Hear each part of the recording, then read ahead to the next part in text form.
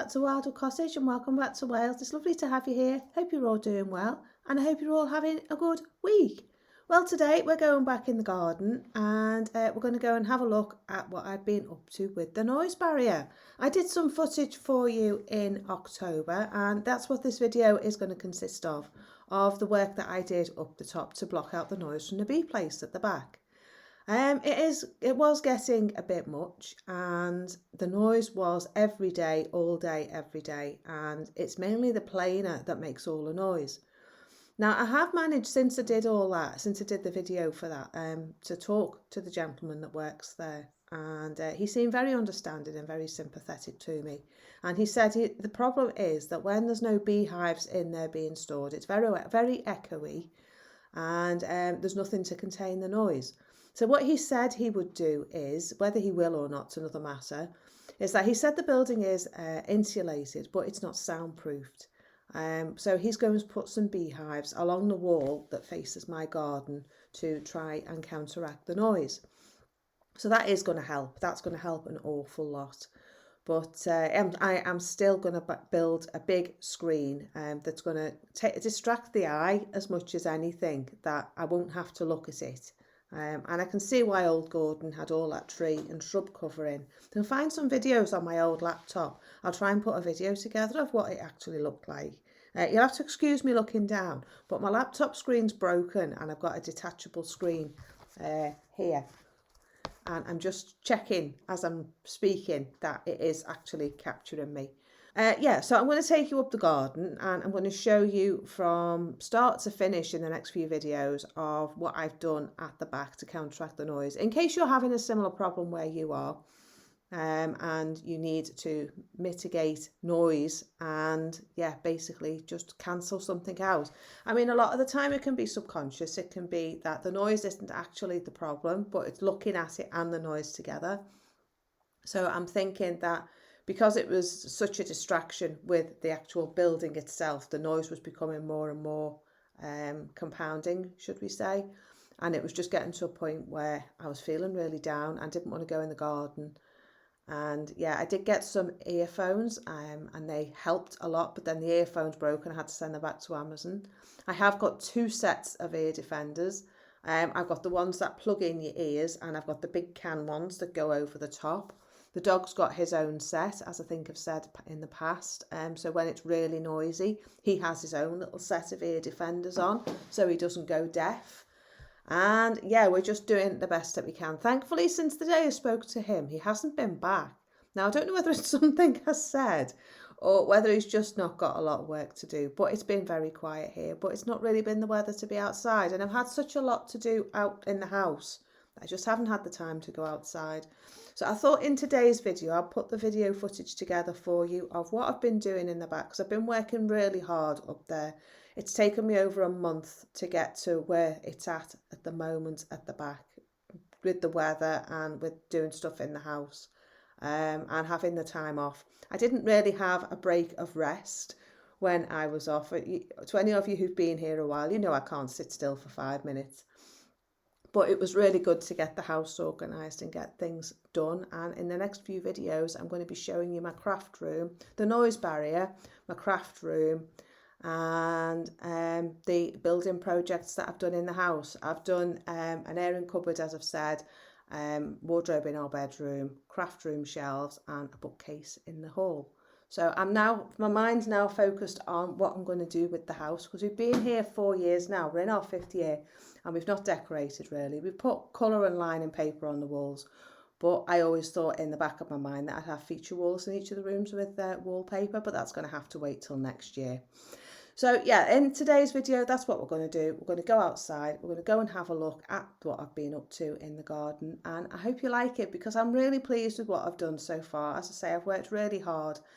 I know up there isn't a lot of soil at all. So whatever I would have done up there wouldn't have done any good. And I just wish I'd heeded what Gordon said to me in the times I came to the garden, that was there as a distraction. And I spent like 300 quid, I think, getting all the bushes and everything cut down. And I wish I'd left it now, because I'm going to have to wait now till it all grows back to have the same effect. So yeah, anyway, you live and learn, don't you? To any of you who are out there, just moved into your property, do wait for 12 months before you do anything. Wait a full season, see what grows in the garden, see what particular plants are there for what particular reason, and don't change anything. I just came in like a bull in a china shop, ignored my own advice, and just did what I wanted in the garden that I thought it needed, and it wasn't what it needed. So I've ended up just wasting my time, really, and my husband's time helping me. So yeah, we're going to go in the garden, we're going to go and have a look, we're going to go and see what's going on in the garden, and I will see you at the end. So see you in a bit. He's gone. Yay, it's quiet here again, yay! I've come back out in the garden, and I have been sorting out the patch just here at the side of the rose arch. So I'm going to take you around, I'm going to show you what I'm doing. But this part of the garden now, next to the big shed, I'm hoping to screen all this off with plants, and I'm hoping to do all this here with trees. And all this part of the garden here now is, instead of being the rose walk, it's going to be a noise barrier all the way along to the gate down the other end. So I'm just going to turn you around and I'm going to talk you through what I've been up to. So just a sec. Right, so that's the Himalayan balsam I was talking about moving. And I've also managed to find a holly tree in the garden, down the bottom end, down where I'm going to be putting the chicken run, where I'm extending it. So I've put the holly tree in there. So that's going to fill out that space nicely. And then this Himalayan balsam, I'm going to put here if I can get it down deep enough. I have got a silver birch in already, and that seems to be growing okay. And this damson I'm going to move, and I'm going to put it somewhere else. I've been moving out the rhododendrons. I've got this one out, and I've got another two at the back. I'm not sure whether to move Gordon's. I don't want to kill it. And it seems to be quite happy there. It has been flowering. So I'm thinking of just leaving that where it is and let that fill out that corner and fill out the space up into the lime tree, because this is a beautiful lime tree. I'm not going to let it get all the way down to the floor down here. But yeah, I'm going to let it fill out the space a bit more. And as you can tell, the leaves make a nice sound. So I'm hoping that that's going to distract the noise as well, away from where I am. I've noticed there's a field maple just here.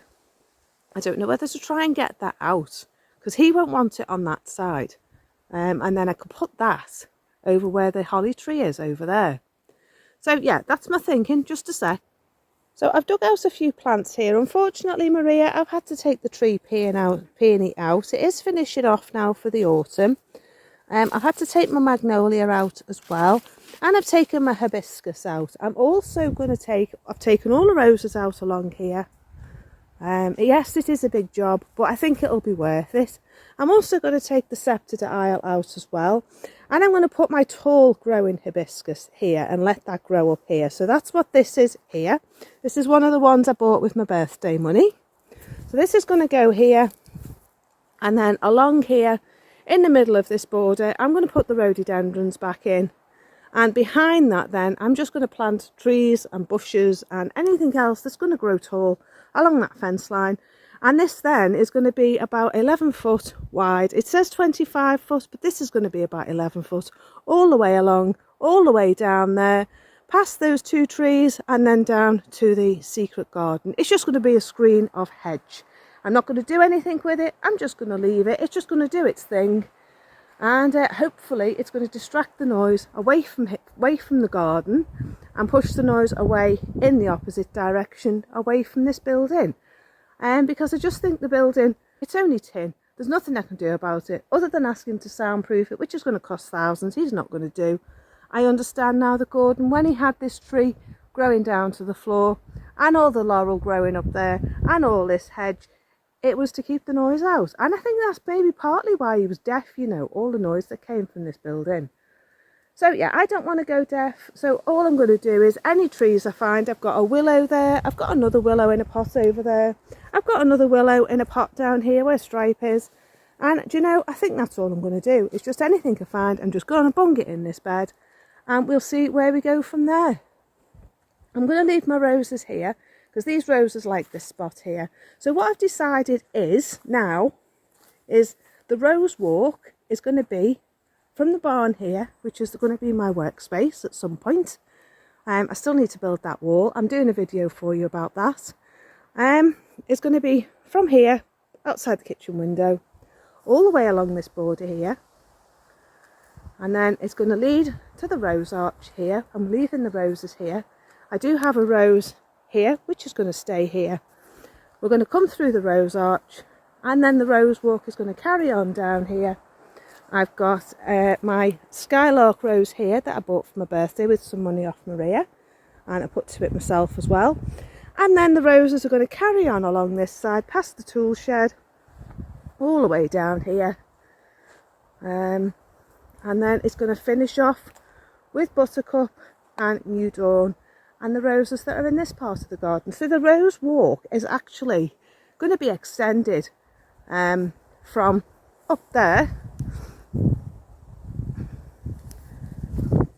The rose walk is actually going to be extended from up there. Instead of it just being up there, it's actually going to come down the full length of this part of the garden and finish where the pergola is there. And then when I get the secret garden organised and finished, it's actually going to continue into there, and I'm going to put some roses in there as well. And as you can see, there's some roses doing some really nice things here. I've got this beautiful white, and I think this one came from Yew Garden. I mean, look at that. Isn't that gorgeous? I've got my dad's rose on there, which I moved from down there.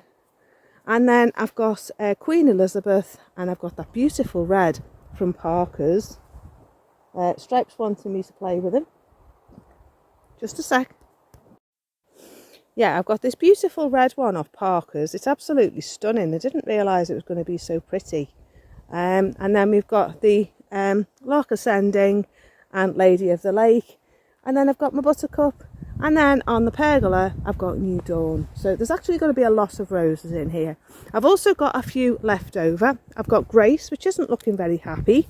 She needs to go somewhere and have a good dose of compost on her to make her look a little bit better. And I've got another 2 roses there to go in as well. So as you can see, I've been busy. I've been very busy. It goes dark. And just to say, I've also got these bits and bobs that I found on the path on the forestry track where the tractor goes, so it doesn't really matter. I've got another couple of silver birch. I think I've got 3 of them. I found some wild rhododendron, so I've got 2 of them, I think, or 3. I think I've got 3 actually. Yeah, I've got 3. I've got this big one as well. I've got this conifer tree, which I'm thinking of putting in a pot on the yard.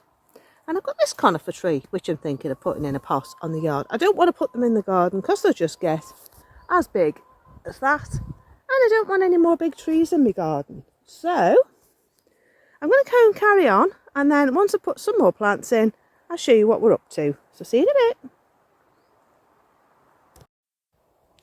So I've been in the woodland bit the other way, down that end of the garden, and I found some trees and things like that. So I found this is a yew, so I'm going to put that in a pot. I found a Cotoneaster. I found a few of those. I found those as well, and they've got roots on, so they can go straight in the soil. I found a hazel, so that can grow in the soil. And I found some holly, so that's going to go in a pot. I've also found some trees.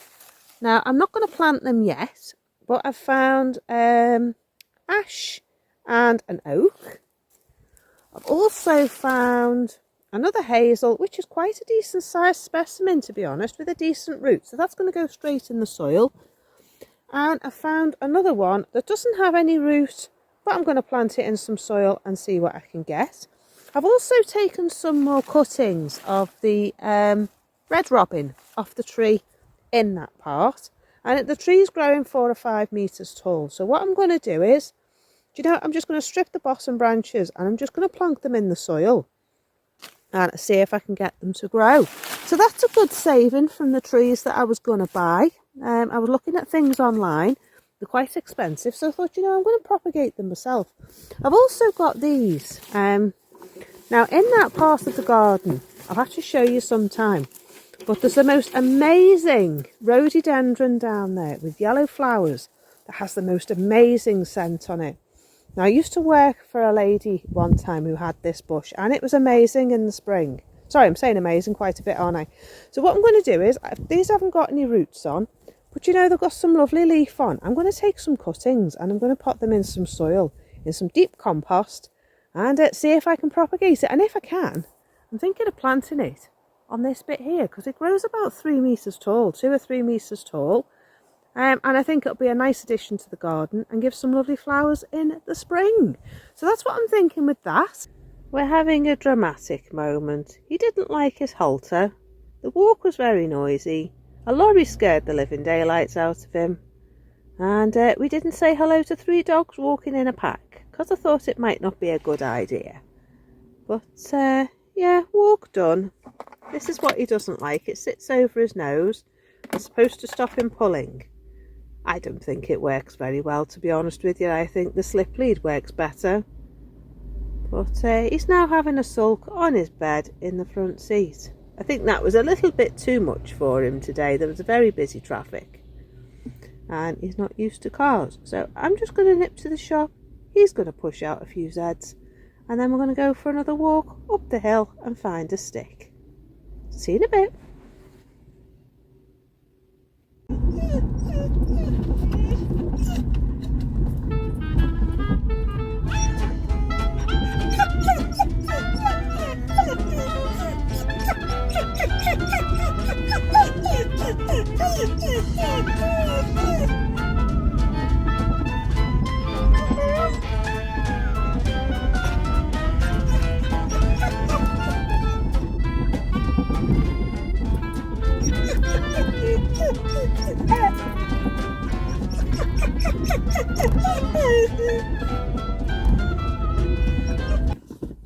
Where are we, buddy? Hey, where are we? Are we here? I think you can safely say he's excited, aren't you? Time for a stick walk, isn't it, Stripe? Yeah? Is it time for a stick walk? Yeah. Right, time to go.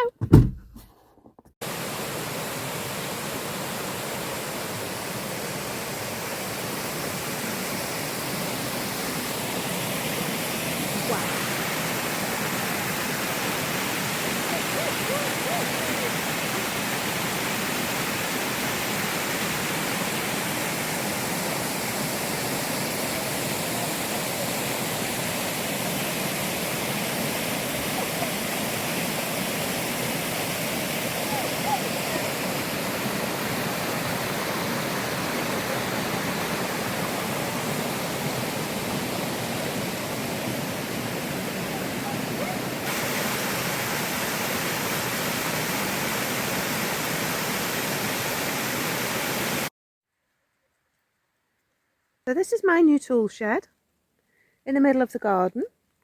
It was over there, but now it's here next to the oil tank. And I've got all my pots and everything in. I've got all my tools in. I've got the little lawnmower, the push along one, my strimmer, my hedge trimmers. I was hoping to do the hedge today, but it's chucking it down. And you know, it's a nice little place just to come and stand. Out the way. Get a bit of peace and quiet. Anyhow, yes, tool shed, doing well. I think I'll take my drill bits with me, because as soon as it's raining, I might make a couple of peg looms. I can't find my tripod. Right, I'm going. Right, okay, so I think that's it for me for today. Done a lot. I'm really pleased with the border, and it's finished. So yeah, it's been worth a couple of days hard work, and I'm really pleased with how it's looking. So I'll try and show you now, but yeah, it's going dark. It feels like it's going to get a little bit stormy tonight, but we'll see. It could just be the air, but I'll turn you around and I'll show you what I've done.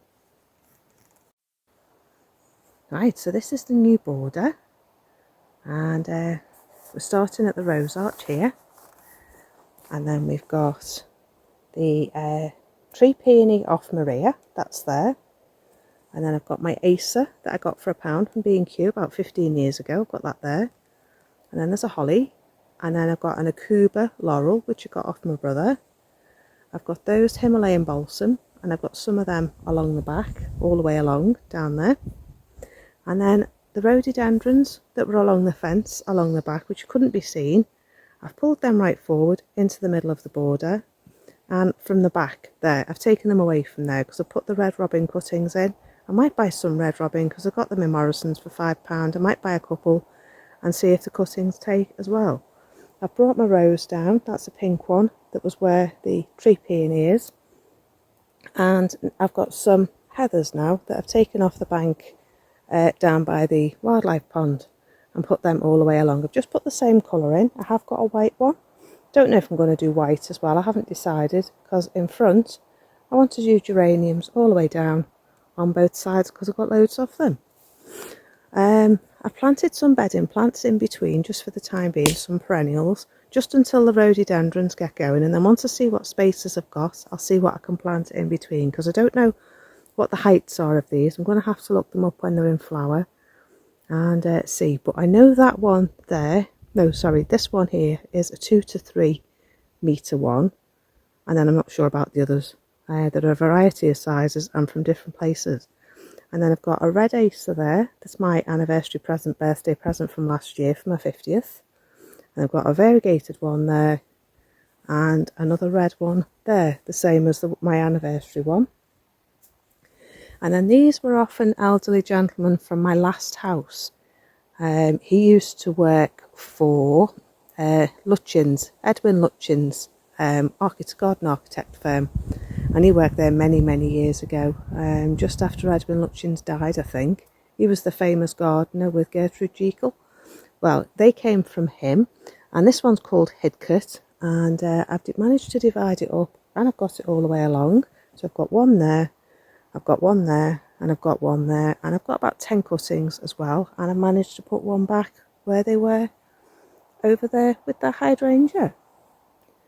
So as you can see, it's quite full. It's looking really good. That's my, whatchamacallit? What's it called? Wisteria, that's the name of it. And that's a lilac colour. So hopefully there's going to be plenty of colour in this border right the way through the season. So I'm looking forward to seeing what it does. I've also put my hibiscus in. This is the 90cm one I bought. The Eclipse ones I got for my birthday this year. So I've got one there. That's a light pink. This is a dark pink, lavender chiffon, that one's called. That'll grow 175. And I've also got, where is it? Where have I put it? Put another one in. Ah, there. That's the £7 one I got the other week. And that's a red one. And that one was one of the ones I got when I got the twisted hazel. So I've got quite a lot in there. I've also got some willow. And I've also got at the back there Gordon's rhododendron that's a lovely pink and yellow colour. And then this massive lime tree. I'm hoping that laurel there is going to grow up and fill some of this space, and that's going to cover the back and hopefully fill that hole and cut down on some of the noise. So as you can see, Stripe's waiting to go in. It's going dark. There you go, that's how dark it is now. And that's the new tool shed. Right. Okay, so I think that's it for me now. I'm going to go in. We've got a lovely red sky and a lovely mist coming in off the sea. So I'm going to go in, go and get a bath and go and relax and put my feet up for a bit before I go to bed and start the whole day again tomorrow. So enjoy the rest of your evening and I'll see you soon. If you have liked my video, do like, subscribe, hit that notification bell and that'll keep you up to date with my videos. And I'll see you in the next video. So see you soon. Take care. Bye for now. Bye bye.